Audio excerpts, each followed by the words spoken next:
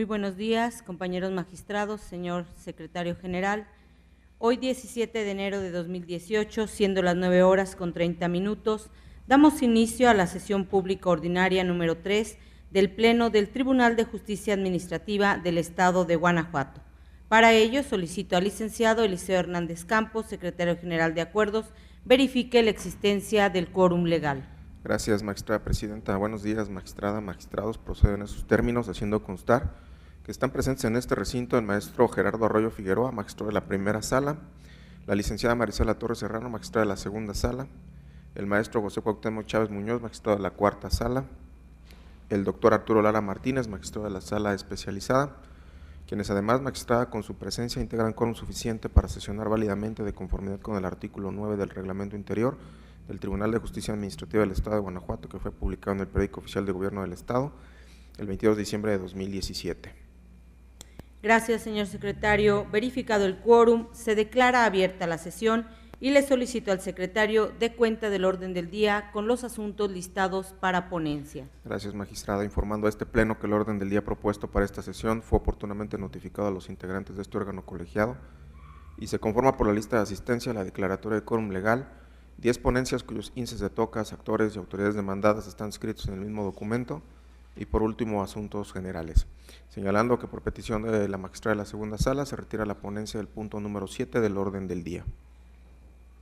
Atendiendo al orden del día, en primer lugar pongo a su consideración el mismo con la modificación propuesta y a su vez solicito la dispensa de la lectura del acta de la sesión ordinaria anterior al habérseles remitido junto con la convocatoria para esta sesión. Y en caso de no tener comentario alguno, solicito que la misma se apruebe. Quienes estén a favor de la propuesta, sírvanse manifestarlo. Aprobada por unanimidad. Iniciando con el listado de las ponencias, se concede el uso de la voz al magistrado Gerardo Arroyo Figueroa para la exposición de las correspondientes a la primera sala y desahogo del tercer punto del orden del día. Gracias, magistrada presidenta. Buenos días, compañeros, Buenos días. magistradas, magistrados, secretario, muchas gracias. Hago cuenta del recurso de reclamación interpuesto por el autorizado del inspector de movilidad del Instituto de Movilidad del Estado de Guanajuato en contra de la sentencia dictada el 16 de agosto de 2017 por el magistrado de la segunda sala en el proceso administrativo 141/17, mediante el cual se decretó la nulidad total del acto combatido y se reconoció el derecho solicitado.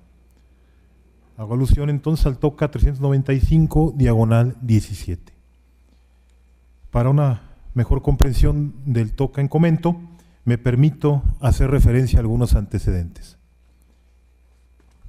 El inconforme presentó por medio del sistema informático del Tribunal de Justicia Administrativa, el actor, juicio en línea en contra de la boleta de infracción, la cual fue levantada por el inspector adscrito al Instituto de Movilidad del Estado de Guanajuato.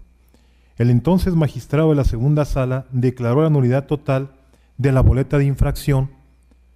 con número de folio 22-240, fecha 22 de noviembre de 2016.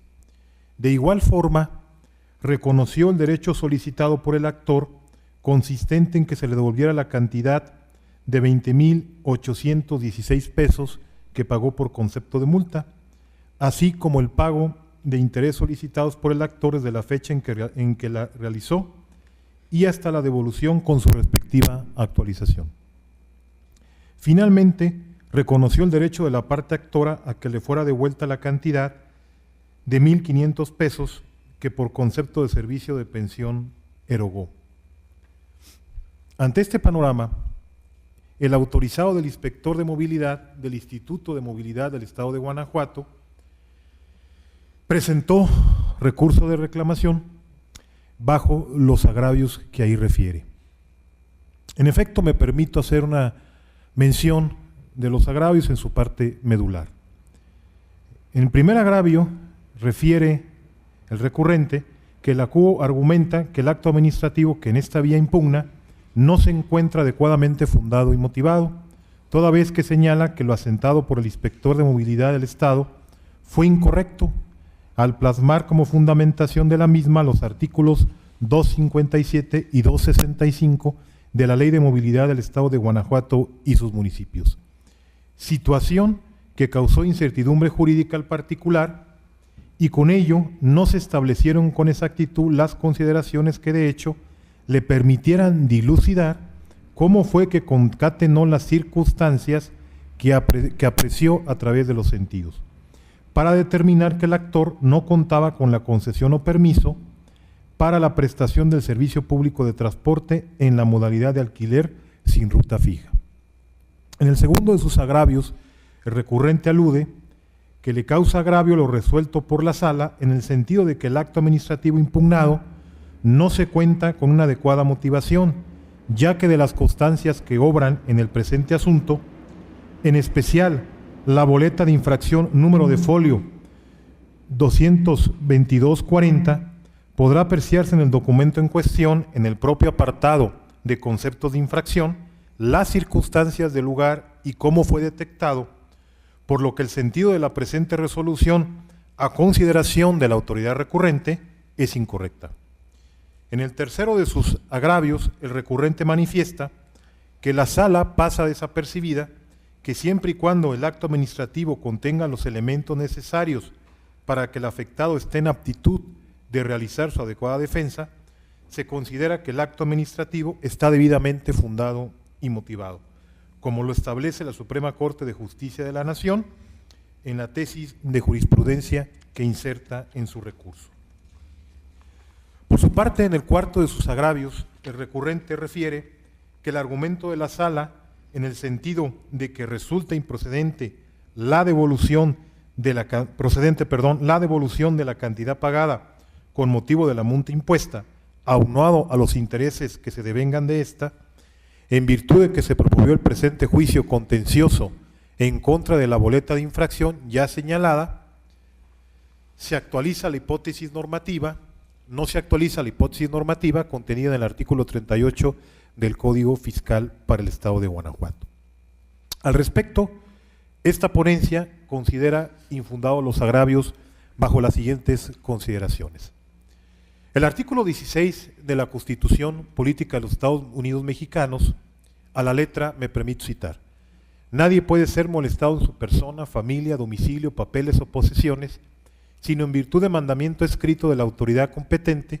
que funde y motive la causa legal del procedimiento. Por otro lado, el ordinal 137 en su fracción sexta del Código de Procedimiento y Justicia Administrativa para el Estado y los municipios de Guanajuato, en su literalidad refiere: son elementos de validez del acto administrativo estar debidamente fundado y motivado. Los anteriores preceptos normativos determinan de manera imperativa y categórica que todo acto de autoridad debe encontrarse debidamente fundado y motivado. Por fundar, ha de entenderse la precisión de las normas de derecho positivo que dan sustento jurídico al acto administrativo, y por motivar, subrayo, la narración pormenorizada de los hechos, estableciendo a detalle las circunstancias de tiempo, modo y lugar. Aunado a ello, la explicación lógica jurídica donde se esclarezca por qué el acto en cuestión se ajusta a la hipótesis prevista por la norma, esto es, el razonamiento de la autoridad donde expone por qué la norma debe aplicarse al caso fáctico. Tal como lo resolvió el entonces magistrado de la segunda sala en la sentencia que se recurre, del análisis de la boleta de infracción, número de folio 22240, se observa que no se encuentra la misma debidamente fundada y motivada. En el primero de sus motivos de inconformidad, el recurrente señala que en la boleta de infracción no plasmó el numeral 257 de la Ley de Movilidad del Estado de Guanajuato y sus municipios. Sin embargo, esta ponencia advierte que al analizar en conjunto la boleta de infracción impugnada, al inicio de la misma, sí se encuentra como fundamentación, entre otros preceptos legales, el artículo antes mencionado de la referida Ley de Movilidad Estatal. Al fundamentar la boleta de infracción en los artículos 257 y 265 de la aludida Ley de Movilidad del Estado de Guanajuato y sus municipios, se refieren tales numerales a dos conductas, a saber, el primero de ellos alude a conducir en estado de ebriedad o bajo el influjo de estupefacientes, psicotrópicos o cualquier sustancia que produzca efectos similares. Por su parte, el segundo de los ordinales que menciono alude a prestar el servicio público o especial de transporte en cualquiera de sus modalidades sin contar con permiso o concesión. Por tanto, se desprende que la boleta de infracción no contiene una completa motivación, pues fue omisa la autoridad en realizar la descripción de los actos, esto es,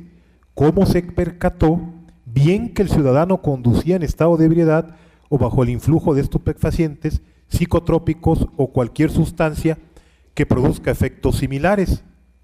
así como tampoco fue clara la autoridad, como lo señaló en su oportunidad el magistrado instructor, en describir los elementos que le llevaron a decidir indubitablemente que el actor no contaba con concesión o permiso para prestar el servicio público de transporte en su modalidad de alquiler sin ruta fija o comúnmente conocido taxi. Bien que la autoridad le haya requerido el documento relativo al actor, es decir, no detalló las circunstancias que le sirvieron de base para aseverar que no contaba con la concesión de mérito.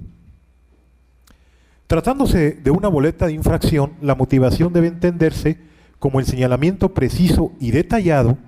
de las circunstancias de tiempo, modo y lugar, así como el razonamiento jurídico donde se explique por qué esos hechos actualizan la hipótesis contenida en la ley o reglamento. Esto es, la recurrente autoridad está obligada a plasmar detalladamente las circunstancias de modo que permitan conocer cómo fue que se percató de la comisión de la infracción. En el último concepto de impugnación en estudio, el recurrente sostiene que no es procedente la devolución de la cantidad pagada con motivo de la multa impuesta de forma actualizada. La anterior apreciación, de igual forma, estima esta ponencia, resulta infundada, acorde a lo siguiente. De la interpretación armónica de los artículos 29, 37 y 38 del Código Fiscal para el Estado de Guanajuato, mismos que se encuentran íntimamente relacionados, dado que los mismos versan sobre la devolución del pago del indebido y sobre la actualización que invariablemente acompaña a dicha devolución cuando concurren tales circunstancias. En el caso concreto del proceso de origen, los ordinales 29 y 38 párrafo cuarto del Código Tributario que he comentado contemplan que el monto de los aprovechamientos, haciendo énfasis que conforme al artículo 83 fracción tercera de la Ley de Hacienda para el Estado de Guanajuato, las multas son una modalidad de aprovechamientos, deben actualizarse por el transcurso del tiempo y con motivo de los cambios de precios en el país, para lo cual se aplicará el factor de actualización correspondiente. Así las cosas, esta ponencia estima que en el presente asunto se actualiza concretamente la hipótesis que contemplan los artículos 29 y 37, segundo párrafo del Código Tributario Local, dado que se trata de un pago del indebido efectuado en cumplimiento de un acto de autoridad que ha quedado precisamente insubsistente. Y todo pago con esas características de acuerdo a los ordinales referidos debe actualizarse. Esto es, traer su valor a valor presente. Por lo tanto, esta ponencia estima que lo procedente es confirmar la sentencia recurrida por los razonamientos que me he permitido exponer. Es tanto cuanto, Presidenta. Magistrada y magistrados, se somete a su consideración la resolución del TOCA 395/17. En caso de estar de acuerdo, sírvanse manifestarlo. Aprobada por unanimidad. Siguiendo con el desarrollo de la sesión, se concede de nueva cuenta el uso de la voz al magistrado Gerardo Arroyo para el desahogo del cuarto punto del orden del día. Gracias, magistrada presidenta. Hago alusión ahora al TOCA bajo números 451/17 respecto al recurso de reclamación interpuesto por el representante de la parte actora en el proceso de origen en contra del acuerdo dictado el 1 de septiembre de 2017 por el magistrado de la Cuarta Sala en el proceso administrativo número 1273/17, en donde se tuvo por no presentada la demanda. Para entrar al estudio de los agravios que refiere el recurrente, es pertinente citar algunos antecedentes del presente asunto. El 29 de junio de 2017, diversos ciudadanos promovieron demanda de nulidad en contra de diversos actos. Por orden de turno le tocó conocer a la Cuarta Sala de este tribunal, quien en fecha 3 de julio de 2017 requirió a los actores con la finalidad de que completaran su escrito de demanda. Ahora bien, mediante acuerdo de 1 de septiembre de 2017, la Sala en comento tuvo por no presentada la demanda. En contra de dicho acuerdo se presentó el recurso que ahora nos compete resolver. El recurrente, dentro de sus agravios, que me permito en lo medular referir, alude lo siguiente. En su primer agravio, refiere que la resolución es violatoria de lo dispuesto por el artículo 10, párrafo segundo del Código de Procedimiento y Justicia Administrativa para el Estado y los municipios de Guanajuato. Señala que el interesado o su representante legal podrán autorizar a personas para oír y recibir toda clase de notificaciones y documentos, así como para realizar los trámites y las gestiones necesarias para la sustanciación del procedimiento administrativo, y que la autorización para oír y recibir notificaciones también faculta al autorizado, me refiere el recurrente, para hacer valer incidentes e imponer recursos administrativos. Como se puede apreciar, señala el recurrente, en dicho dispositivo legal no se prevé ni exige a las personas físicas que para participar en el procedimiento administrativo por medio de autorizado para oír y recibir notificaciones, tenga que otorgarle a éste un poder notarial, ni mucho menos exige que con la salvedad de que previo a gozar de las facultades a que se refiere el numeral citado, el autorizado para oír notificaciones deba encontrarse legalmente autorizado. Es decir, que para que tenga tal carácter deba mediar acuerdo en el que expresamente se le confiera tal personalidad. En el segundo de sus agravios que refiere el recurrente, alude que del contenido del párrafo segundo del artículo 10 del Código que nos ocupa, se advierte que los particulares accionantes autorizaron a dicha persona en el escrito inicial de demanda para que a su nombre y en su calidad de licenciado en Derecho recibiera notificaciones y pudiera hacer promociones de trámite, rendir pruebas, presentar alegatos e interponer recursos. Esta ponencia considera que los agravios esgrimidos por el recurrente resultan infundados por las consideraciones siguientes. El punto en debate en el presente asunto en estudio es determinar si los autorizados tienen facultades para cumplir los requerimientos que las salas de este tribunal hagan a la parte actora respecto a completar, corregir y anexar pruebas en el escrito inicial de demanda. Al efecto,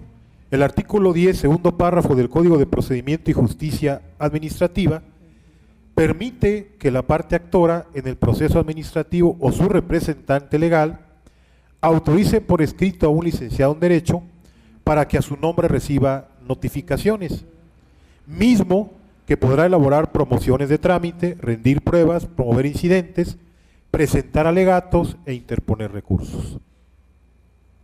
Por su parte, el artículo 267 del Código de la Materia señala que cuando la demanda no reúna los requisitos que establece el ordinal 265 del mismo ordenamiento, o bien no se adjuntan los documentos a que refiere el artículo 266, el juzgador requerirá al actor para que en el término de 5 días aclare, corrija o complete su demanda, con el apercibimiento que de no hacerlo se tendrá la misma por no presentada. Ahora, de la interpretación de los ordenamientos legales mencionados, no deriva que el autorizado tenga facultades para cumplir con el requerimiento que se haga la parte actora o su representante legal, dado que conforme al artículo 9, párrafo segundo y tercero del Código en comento, el proceso se iniciará siempre a instancia de parte agraviada. De igual forma, debe aducir ser titular de un derecho subjetivo que se afecte de manera personal y directa. Todo lo cual significa que únicamente el directamente afectado con alguna determinación de carácter administrativo o fiscal, entre otras, puede presentar su demanda ante este Tribunal de Justicia Administrativa. Por lo tanto, la demanda de nulidad solo podrá interponer el agraviado o su representante legal, persona, esta última, que tiene que acreditarlo en términos del citado ordinal 11 del Código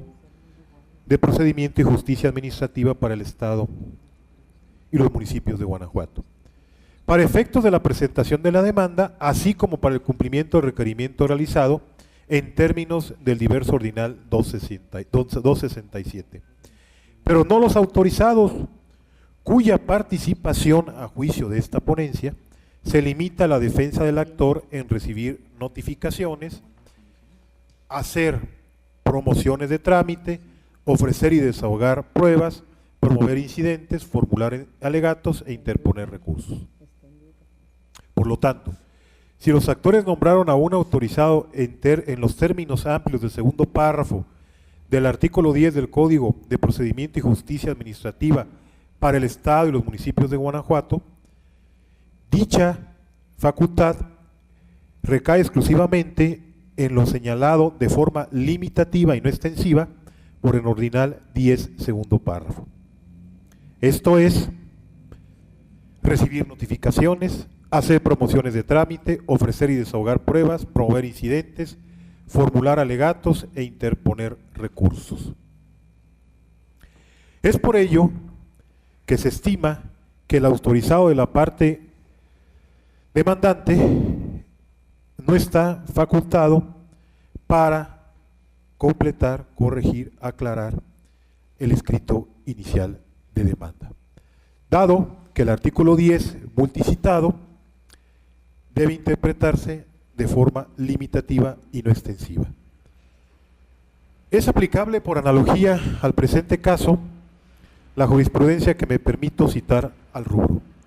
Autorizado para oír y recibir notificaciones en los términos amplios del artículo 27, párrafo segundo de la Ley de Amparo, carece de atribuciones para ampliar la demanda. Emitida esta jurisprudencia por la primera sala de la Suprema Corte de Justicia de la Nación, publicada en el Semanario Judicial de la Federación y su Gaceta, novena época, bajo el registro 161-909. En este orden de ideas, esta ponencia estima que lo procedente es confirmar el acuerdo de fecha 1 de septiembre de 2017. Es tanto, magistrada presidenta. Se pone a su consideración el proyecto de resolución del TOCA 451/17. En caso de estar de acuerdo, sírvanse manifestarlo. Aprobado por unanimidad. Continuando con el listado de los asuntos para ponencia, se cede nuevamente el uso de la voz al magistrado Gerardo Arroyo para el desahogo del quinto punto del orden del día. Gracias, magistrada presidenta. Corresponde ahora el TOCA 473/17, referente al recurso de reclamación interpuesto por la parte actora en el proceso de origen, en contra del acuerdo dictado el 13 de septiembre de 2017 por el entonces magistrado de la segunda sala en el proceso administrativo número 1748/17, en donde fue desechada la prueba de informes. A efecto de entrar al estudio del presente caso, me permito referirme a algunos antecedentes del mismo. El 8 de septiembre de 2017 se presentó demanda de nulidad en contra del siguiente acto. Oficio 2873/17 de fecha 31 de agosto de 2017, emitido por el secretario de Seguridad Pública de León, Guanajuato, consistente en la remoción de su cargo como elemento de la Dirección General de Tránsito Municipal de León, Guanajuato. Por orden de turno, le tocó conocer el proceso de origen a la segunda sala de este tribunal, quien el 13 de septiembre de 2017, entre otras cosas, acordó desechar la prueba de informes a cargo del Instituto Mexicano del Seguro Social, Subdelegación León. Inconforme con esta determinación, la parte actora interpuso recurso de reclamación. El recurrente refiere como agravio, que me permito citar de manera medular, lo siguiente: le causa agravio y afectación a sus intereses y esfera jurídica el acuerdo emitido por esta sala, por la sala instructora, en el cual se desecha la prueba de informes que ofreciera en su escrito inicial de demanda. Lo anterior, en razón de que su ofrecimiento se hizo en el ejercicio al derecho de ofrecer y aportar pruebas que reconoce y tutela la fracción cuarta del artículo 6 del Código de Procedimiento y Justicia Administrativa. Por lo que alude, lo hizo pegado a derecho y cubriendo las exigencias que para tal prueba se requiere. Lo anterior arguye el recurrente en términos de la fracción séptima del artículo 48 y del diverso ordinal 113 del Código de la materia. Refiere que le causa agravio que la autoridad no admite una prueba que ha ofrecido conforme a derecho, y más aún cuando la única intención del recurrente es aportar el mayor caudal probatorio tendiente a que la autoridad administrativa conozca la verdad y pueda, en el momento oportuno, emitir resolución correcta. Sin embargo, arguye el recurrente, la recurrida en su actar violenta su derecho y aparta de su obligación, ya que no basta con que indique que la prueba es innecesaria, sino por el contrario, dicha prueba refuerza las afirmaciones hechas en el escrito inicial de demanda. De ahí su importancia y trascendencia y el motivo por el cual la autoridad, en este caso la magistrada instructora, no debe considerarla innecesaria. Al efecto, esta ponencia considera que es infundado el agravio esgrimido por la recurrente por las siguientes consideraciones. Como lo señaló el magistrado en el acuerdo que se recurre, la prueba de informes ofertada por el hoy recurrente resulta innecesaria, a juicio de esta ponencia, pues la propia actora ofreció como prueba en su oportunidad precisamente el documento original emitido por el Instituto Mexicano del Seguro Social en fecha 8 de septiembre de 2017, de donde se desprende el reporte de semanas cotizadas por la actora, número de asegurada, la fecha de ingreso como policía auxiliar, así como el salario base de cotización. Por lo tanto, y conforme al principio de economía procesal, a juicio de esta ponencia, resulta innecesaria la admisión y desahogo de la prueba de informes, pues en autos del proceso de origen ya obra el reporte de semanas cotizadas ante el Instituto Mexicano del Seguro Social, tal y como se acredita y obra en la foja 35 del duplicado del expediente de origen. Lo anterior tiene fundamento en lo previsto por el artículo 3º, párrafo 2, así como el diverso ordinal 54, ambos del Código de Procedimiento y Justicia Administrativa para el Estado y los municipios de Guanajuato, que precisan que la justicia administrativa de nuestro Estado se impartirá, entre otros principios, bajo el de prontitud y celeridad. Y es por ello que debe ser rechazado todo aquel material probatorio que resulte innecesario, evitando así diligencias redundantes y carentes de objeto, que sean contrarias al principio de expeditez y economía procesal,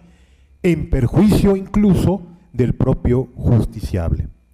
Resulta ilustrativo para el presente caso la tesis aislada que me permito citar al rubro. Pruebas ofrecidas en el amparo indirecto, al proveerse sobre su admisión, deben observarse los principios de máxima apertura y economía procesal. Tesis aislada emitida por los tribunales colegiados de circuito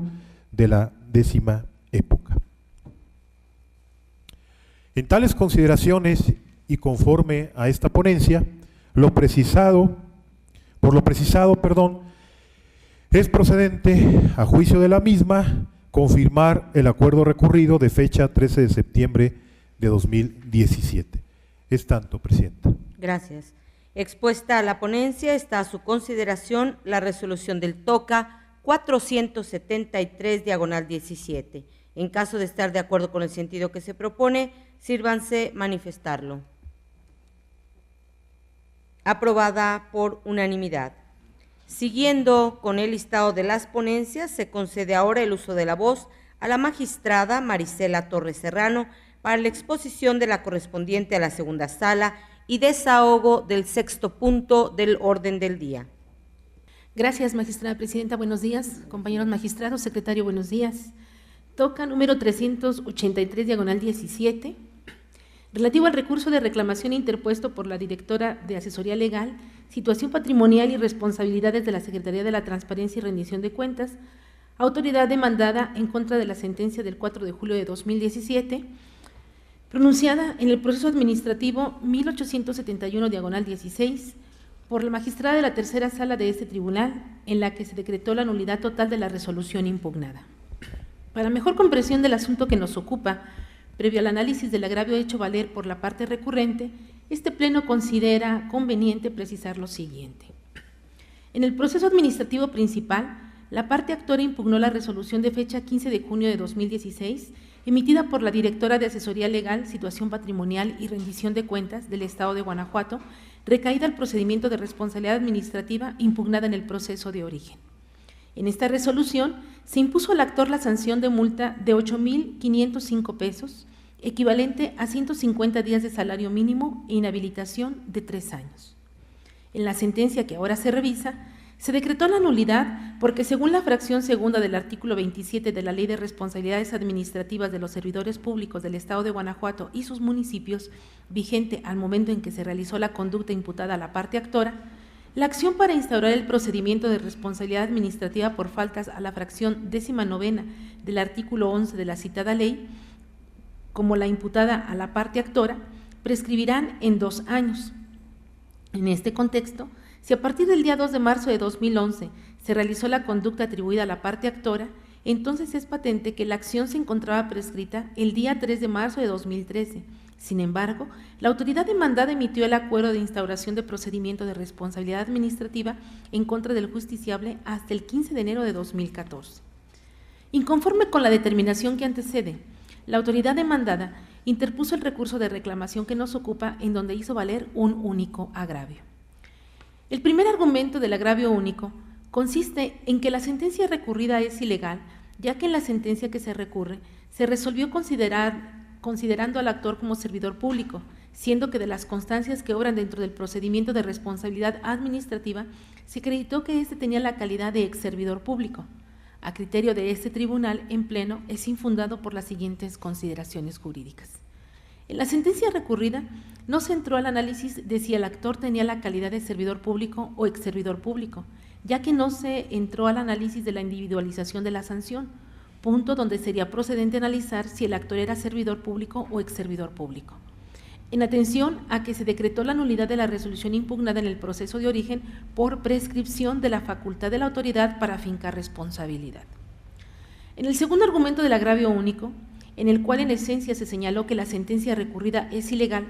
dado que no se consideró como grave la conducta imputada al actor, aun y cuando dentro de las constancias que obran en el expediente se acreditó que se ocasionó un daño al patrimonio del Instituto de Infraestructura Física Educativa del Estado de Guanajuato, el cual ascendió a 349,406.32 pesos, circunstancia que de igual manera no se asentó dentro del acuerdo de inicio del procedimiento. A juicio de este cuerpo colegiado es infundado por las siguientes razones. El artículo 27, fracciones segunda y tercera de la Ley de Responsabilidades Administrativas de los Servidores Públicos del Estado de Guanajuato y sus municipios, vigente al realizarse la conducta reprochada al actor, consignaba que la facultad para afincar la responsabilidad administrativa prescribiría en 2 años, tratándose de la fracción 19ª del artículo 11 de esta ley, y en 3 años, tratándose de las conductas que sean consideradas como graves. Ahora bien, el artículo 49 de la Ley de Responsabilidades Administrativas de los Servidores Públicos del Estado de Guanajuato y sus municipios señalaba que en el acuerdo en el que se ordenaba dar vista al servidor público y citarlo personalmente para que acudiera a la audiencia, debía contener la conducta que se le imputaba y las disposiciones legales que se estimaban violadas, incluyendo el señalamiento de si la conducta se consideraba presuntamente grave en términos del artículo 21 de esta ley. Sin embargo, en el acuerdo que se ordenó citar al actor, que obra a fojas 56 a 59 del expediente original, no se señaló que la conducta presuntamente fuera grave. Por lo anterior, considerando que la conducta reprochada al actor se encuadraba en la fracción 19ª del artículo 11 de la Ley de Responsabilidades Administrativas de los Servidores Públicos del Estado de Guanajuato y sus municipios, es ajustado a derecho que la autoridad haya aplicado la fracción segunda del artículo 27 de la citada ley y no la fracción tercera de dicho precepto. Así las cosas, ante lo infundado del agravio hecho valer por la parte recurrente, lo procedente es confirmar la sentencia que ahora se revisa. Magistrados, está a su consideración la resolución del TOCA 383/17. Si están de acuerdo con el sentido que se propone, sírvanse manifestarlo. Aprobada por unanimidad. Siguiendo con el listado de las ponencias y en virtud de haberse retirado del orden del día el TOCA correspondiente al punto número 7, procedo a exponer la correspondiente a la tercera sala para el desahogo del 8º punto del orden del día,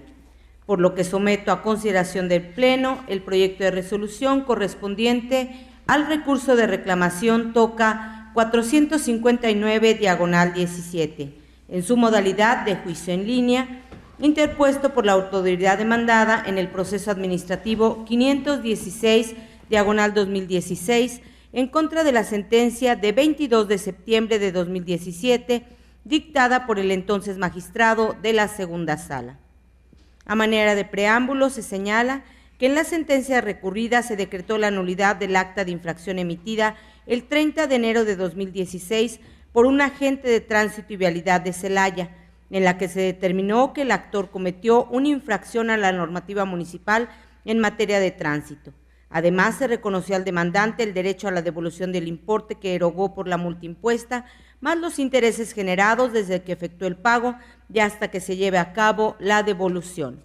En su expresión de agravios, la autoridad recurrente sostiene que no es procedente el pago de intereses, pues estos no formaban parte del patrimonio del actor antes de que hubiera enterado el importe de la multa y además no se trata de un crédito fiscal. Los planteamientos referidos son infundados. La Ley de Hacienda para los municipios del Estado de Guanajuato, en su artículo 53, establece 2 supuestos para el nacimiento del derecho al pago de intereses. Primero, cuando medie solicitud del contribuyente y la devolución no se realice dentro del plazo de 2 meses. Y segundo, cuando, sin solicitud de por medio, el contribuyente opte por hacer uso de los medios de impugnación que tiene a su alcance para combatir ese crédito fiscal impuesto por la autoridad, como sucedió en la especie. En efecto, como en el caso que se analiza, la calificación de pago de lo indebido provino de un medio de defensa promovido contra el establecimiento por la autoridad de un crédito fiscal, obteniendo la nulidad de la imposición, calificación y pago de dicha multa, entonces es evidente que se trata precisamente del segundo supuesto contemplado en el artículo 53 de la Ley de Hacienda para los municipios para la generación de intereses derivada de un pago declarado como indebido con motivo de un medio de defensa ejercido. Por otro lado, cierto es que en términos de lo dispuesto en el artículo 2, fracción primera, incisos A y B de la Ley de Hacienda Municipal, las multas administrativas, como la impuesta al actor, constituyen aprovechamientos, pero también lo es que conforme a los artículos 44 y 89 de la citada ley, adquieren la naturaleza de créditos fiscales exigibles mediante el procedimiento administrativo de ejecución, de manera que sí es procedente su devolución. No se soslaya que la autoridad inconforme apoya sus disertaciones en la jurisprudencia de la segunda sala de la Suprema Corte de Justicia de la Nación bajo el rubro, cito de manera textual, leyes tributarias, la devolución de las cantidades enteradas debidamente actualizadas como efecto de la sentencia de amparo que declara la inconstitucionalidad de la norma en que se funda el pago de una contribución, no comprende el pago de intereses indemnizatorios. Código Financiero del Distrito Federal abrogado. Fin de la cita. Empero, tal criterio no es obligatorio para este tribunal en razón de que interpreta disposiciones normativas que no son de esta entidad federativa y su contenido tampoco es similar a las aplicadas en el caso concreto. Así que, ante la ineficacia del agravio vertido por la autoridad inconforme, esta ponencia propone confirmar la sentencia dictada por la segunda sala. Magistrada y magistrados, está a su consideración la resolución del TOCA 459/17. En caso de estar de acuerdo con el sentido que se propone, sírvanse manifestarlo. Aprobada por unanimidad. Continuando con el listado de las ponencias, se concede ahora el uso de la voz al magistrado José Cuauhtémoc Chávez Muñoz para la exposición de las correspondientes a la cuarta sala y desahogo del 9º punto del orden del día. Muchas gracias, magistrada presidente. Buenos días, magistradas, magistrados, secretario general.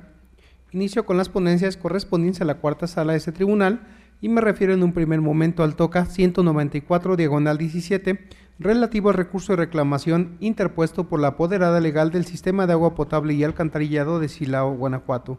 autoridad demandada, en contra de la sentencia emitida por la magistrada de la tercera sala en el proceso administrativo 1479/16. Para la mejor comprensión del asunto que nos ocupa, esta ponencia, ante este pleno, previo al análisis de los 3 agravios hechos valer por el recurrente, considera conveniente precisar lo siguiente. En el proceso administrativo principal, el actor impugnó la determinación del crédito fiscal contenido en el estado de cuenta número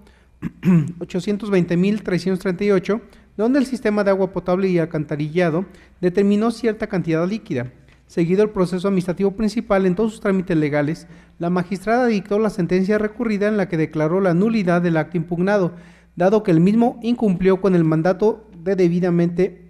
fundamentación y motivación que consagra el artículo 137, fracción sexta de nuestro código, ya que la autoridad demandada omitió citar los artículos que relacionan cada uno de los conceptos descritos en el recibo. Tanto expresó las razones por las cuales consideró que el actor está obligado al pago, tampoco expresó las razones de que el actor está obligado al pago de cada uno de los conceptos descritos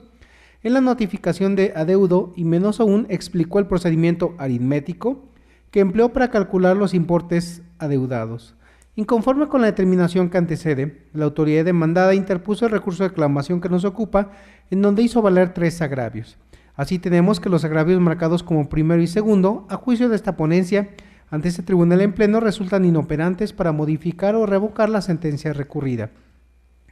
Se afirma lo anterior toda vez que ha sido criterio reiterado de este tribunal que la inoperancia de los agravios en la reclamación se configura ante la actualización de algún impedimento técnico que imposibilite el examen del planteamiento efectuado, supuesto en el cual se sitúa el relativo a que en los agravios formulados no se controviertan las consideraciones medulares vertidas por el órgano jurisdiccional que sustenten el sentido del fallo.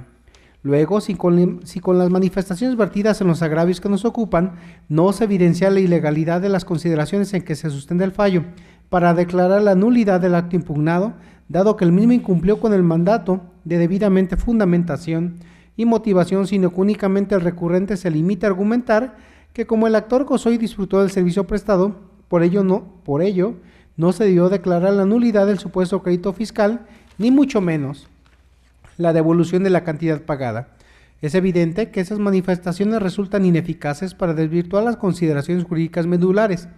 expuestas por la resolutora para apoyar su sentencia, lo cual se insiste torna inoperante el agravio en estudio. Dicho de modo diverso, si en la sentencia recurrida la CUA expresó con razón sustancial para declarar la nulidad del acto impugnado que el mismo incumplió con el mandato de debidamente fundamentación y motivación, y en los agravios que se analizan el recurrente no expone razonamiento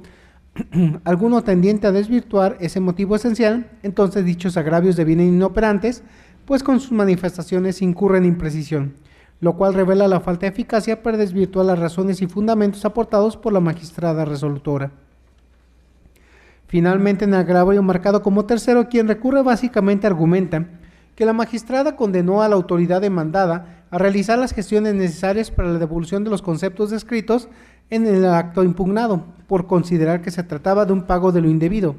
Empero, en su opinión, dichas cantidades no tienen ese carácter. Pues bien, a consideración de esta ponencia, dicho agravio es igualmente inoperante, pero por una cuestión diversa a la ya abordada. Ello es así porque, adversamente a lo alegado por el recurrente, la CUO jamás resolvió que la condena a la autoridad era porque las cantidades que pagó constituían un pago de lo indebido, sino que dicha devolución se debió a una consecuencia lógica por haberse decretado la nulidad del acto impugnado, lo cual puede constatarse con el contenido del considerando sexto de la sentencia recurrida.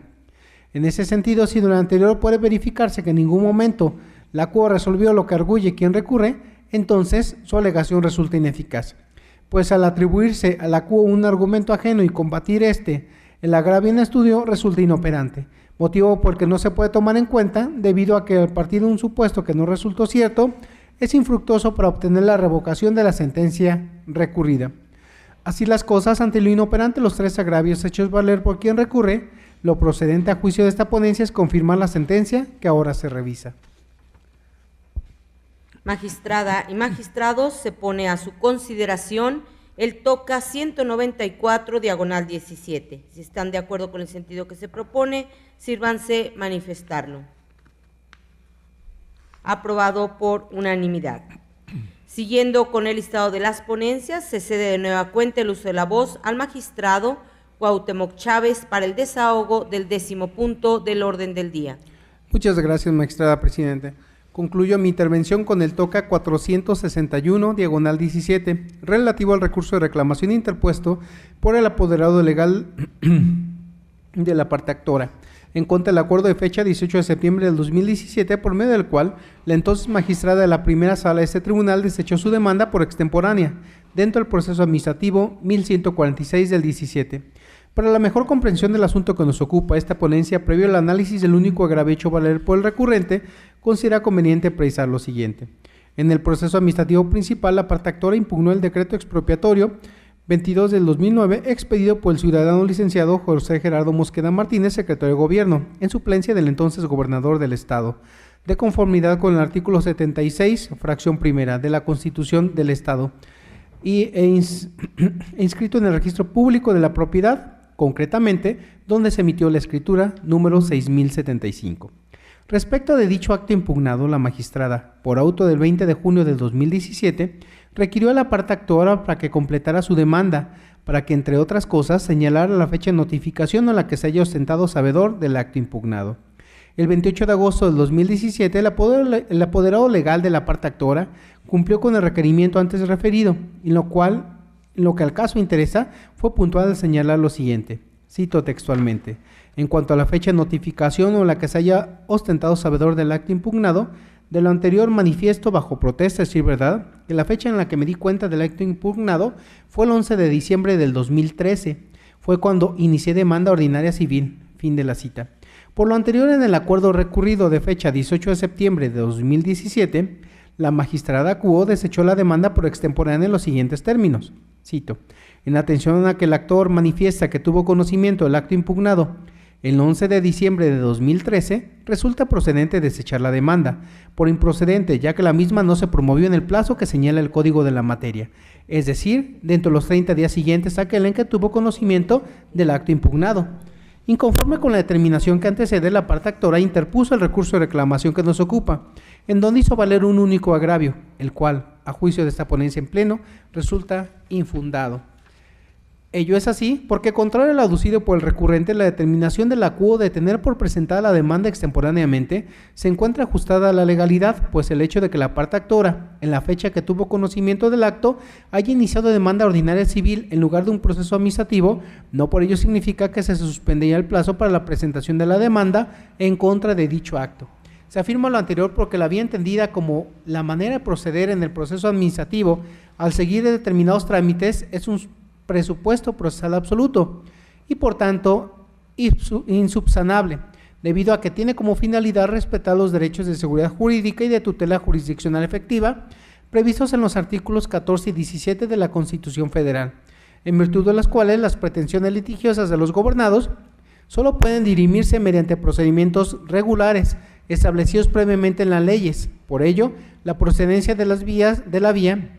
se trata de una condición indispensable para iniciar, tramitar y fallar válidamente un proceso administrativo, requisito cuya ausencia no puede ser convalidada mediante el consentimiento tácito o expreso de los justiciables.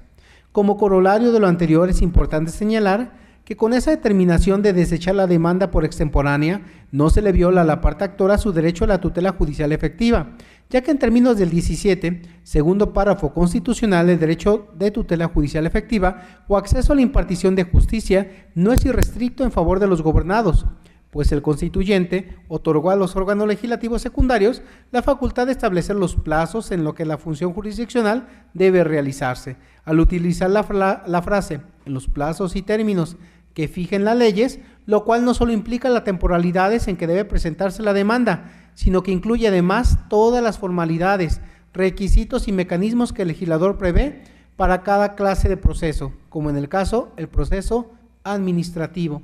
Aunado a ello, el artículo 17 constitucional y el 25, numeral 1 de la Convención Americana sobre Derechos Humanos, que reconoce el derecho de las personas a que se le administre justicia, el acceso a esta y a contar con un recurso sencillo y rápido o efectivo, de ninguna manera puede ser interpelado en el sentido de que las causales de improcedencia del proceso administrativo sean inaplicables, ni que el desechamiento o sobreseimiento en él por sí viola esos derechos. Por el contrario, como el derecho de acceso a la justicia está condicionado o limitado a los plazos y términos que fijen las leyes, es claro que ellas también pueden establecerse las condiciones necesarias o presupuestos procesales para que los tribunales estén en posibilidad de entrar al fondo del asunto planteado y decidir sobre la cuestión debatida.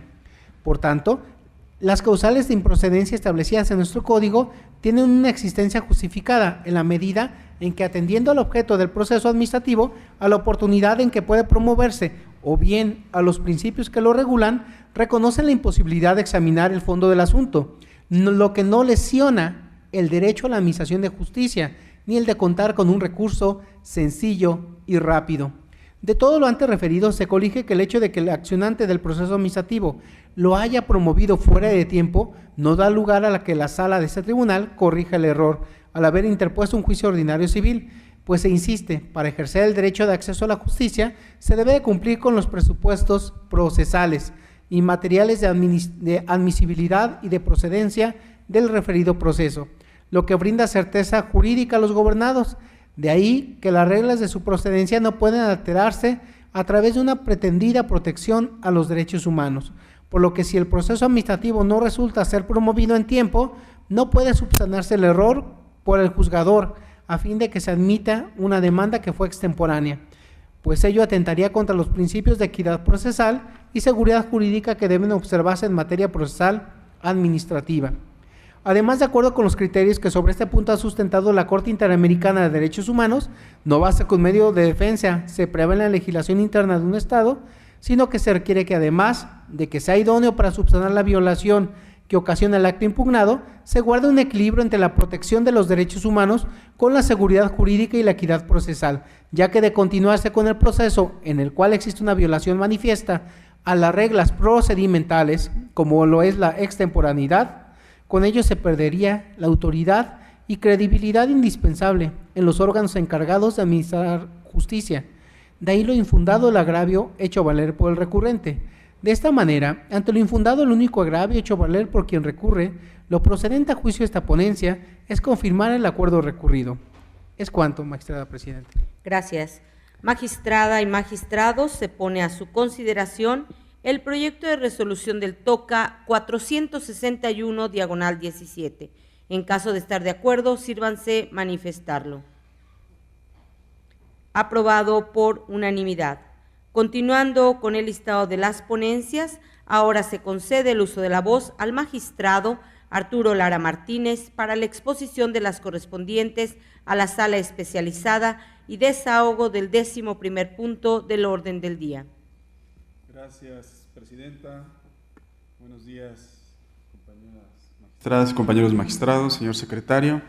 procedo. El punto 11º del orden del día corresponde al toca 423/17, relativo al recurso de reclamación interpuesto por el director de responsabilidades e inconformidades adscrito a la Dirección General de Asuntos Jurídicos de la Secretaría de Transparencia y Rendición de Cuentas, parte demandada, en contra de la sentencia de 10 de agosto de 2017 dictada por la magistrada de la Tercera Sala en el proceso administrativo número 860, diagonal Tercera Sala, diagonal 16. Previo al estudio de los agravios expuestos por la parte recurrente, es oportuno relatar los antecedentes del presente asunto.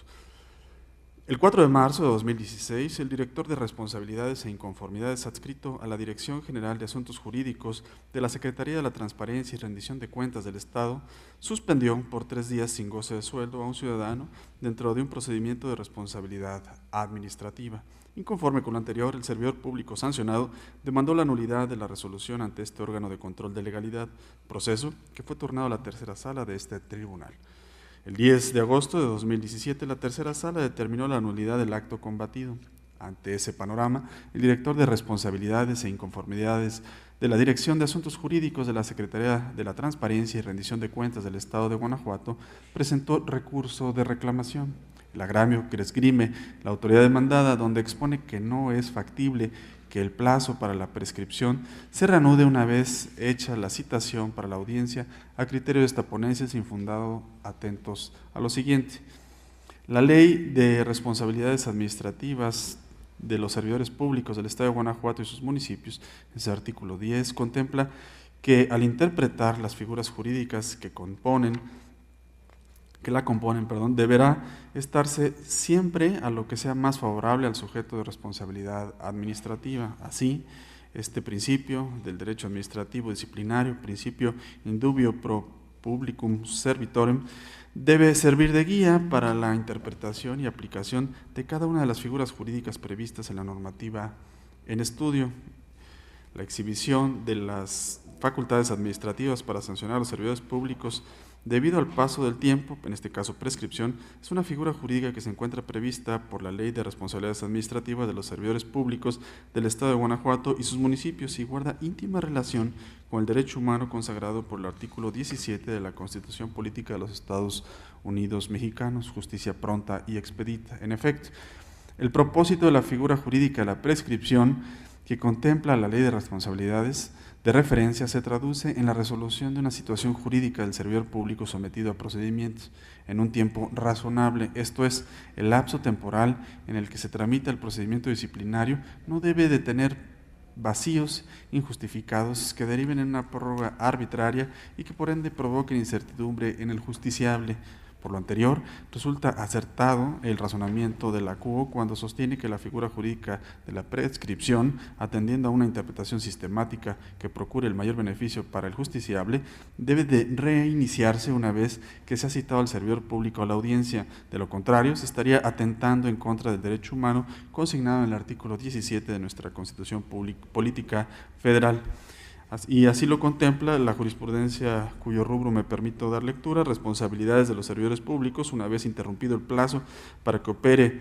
la prescripción de las facultades sancionatorias de la autoridad, el cómputo se inicia nuevamente a partir de que surte efectos la notificación de la citación para la audiencia del procedimiento. Hasta aquí el rubro de la tesis. En la especie, la autoridad demandada emitió acuerdo de inicio de procedimiento disciplinario con fecha 4 de abril de 2013, citación a audiencia, misma que notificó el 9 del mismo mes y año, y toda vez que emitió su resolución sancionatoria el 28 de marzo de 2016, casi 3 años después de la audiencia celebrada, es dable concluir que las facultades para sancionar al justiciable se encontraban prescritas, máxime que la hipótesis que le imputaba al servidor público era la contenida en el artículo 11, fracción 19 de la Ley de Responsabilidades Administrativas de los Servidores Públicos del Estado y los municipios de Guanajuato, tiene un plazo de prescripción de 2 años, conforme a lo previsto por el artículo 27 de la propia Ley de Responsabilidades aplicable a la litis. Es sustento de lo narrado la tesis aislada emitida por el primer tribunal colegiado en materia administrativa y del trabajo del 16º circuito, publicada en el Semanario Judicial de la Federación y su Gaceta, cuyo rubro indica responsabilidades administrativas de los servidores públicos del Estado de Guanajuato y sus municipios, los plazos para que opere la prescripción de la potestad sancionadora de la autoridad que se interrumpen con el inicio del procedimiento respectivo, reinician a partir de que surte efectos la notificación de la citación para la audiencia prevista en el artículo 48 de la ley relativa. En el orden de ideas se propone a este Pleno confirmar, en el orden de ideas precisado o expuesto, se propone a este Pleno confirmar la resolución dictada por la ACUO.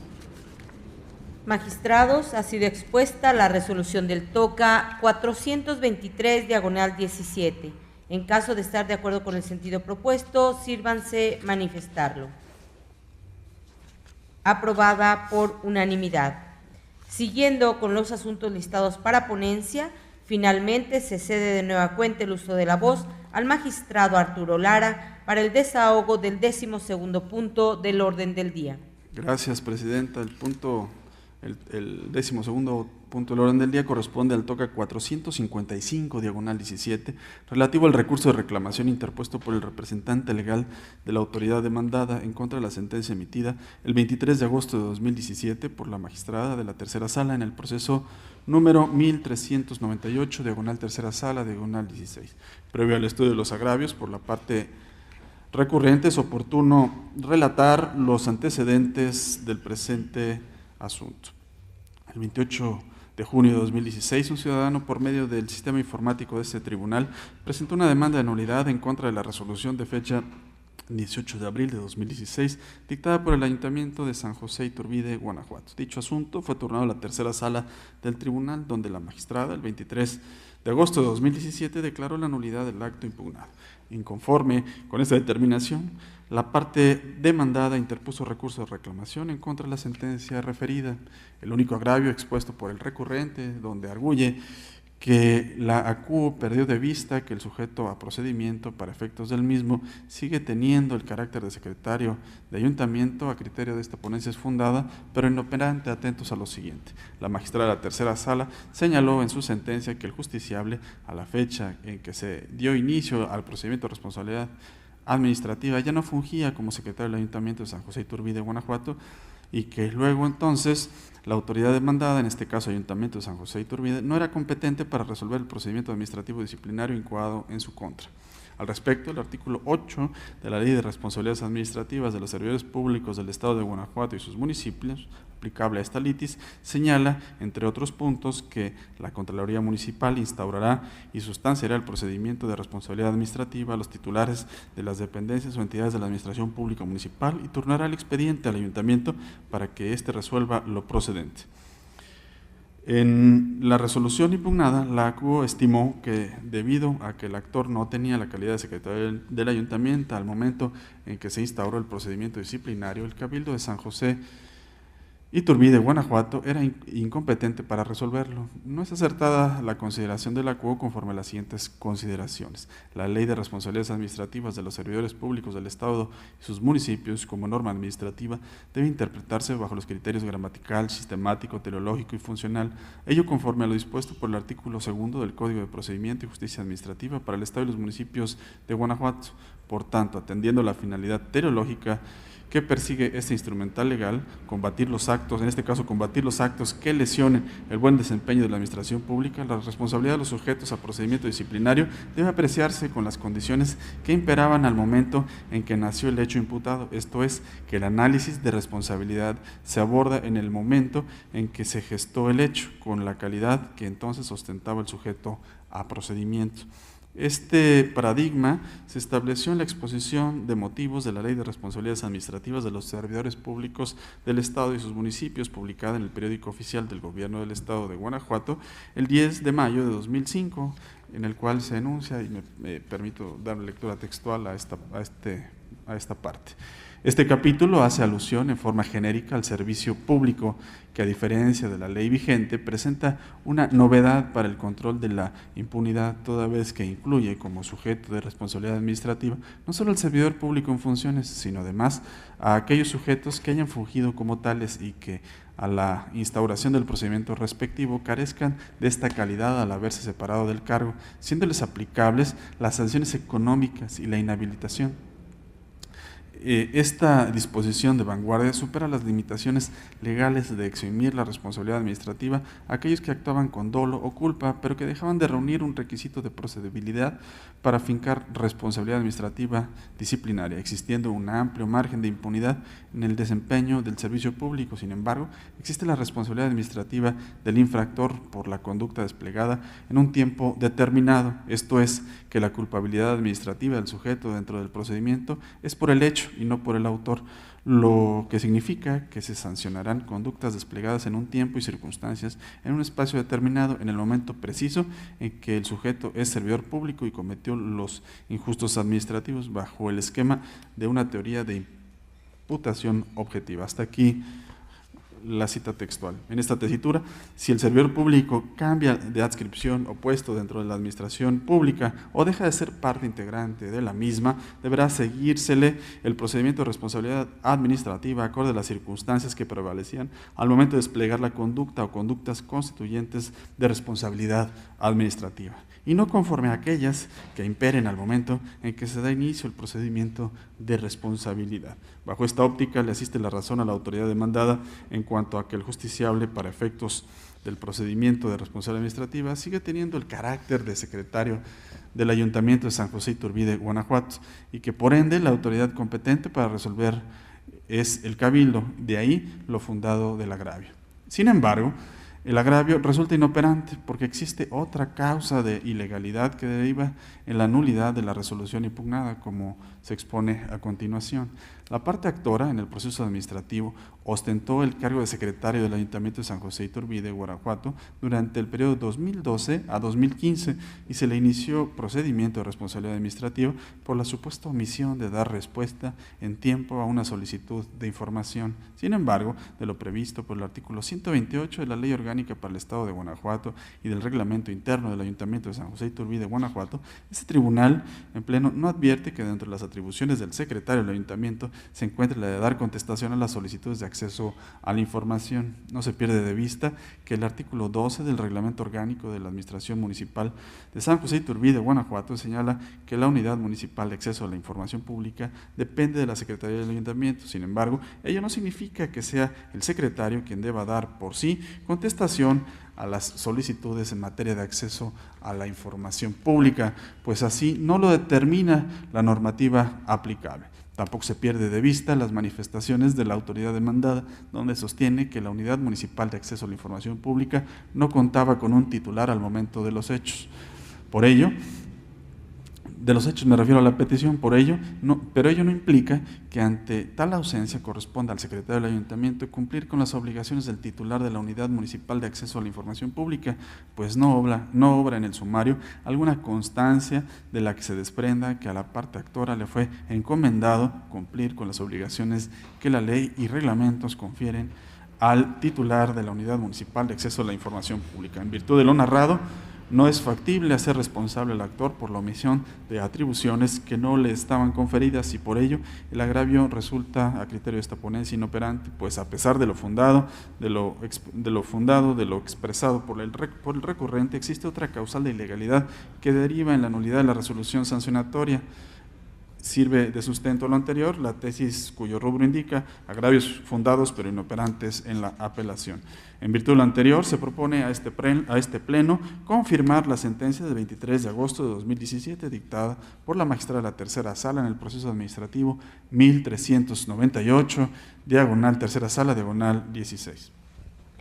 Se pone a su consideración el proyecto de resolución del TOCA 455, diagonal 17. Si están de acuerdo con el sentido que se propone, sírvanse manifestarlo.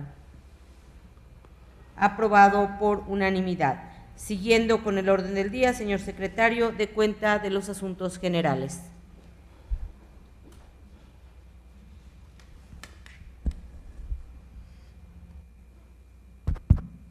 Gracias, magistrada. Le informo al Pleno que en esta ocasión no hay asuntos generales que tratar. En ese sentido, no habiendo más asuntos que tratar y agotados los puntos listados en el orden del día, declaro cerrada la sesión ordinaria de Pleno número 3 del Tribunal de Justicia Administrativa del Estado de Guanajuato del día de su fecha, siendo las 10:37. Gracias por su asistencia y participación, señora magistrada, señores magistrados, señor secretario general, que tengan todos ustedes un muy buen día. Gracias.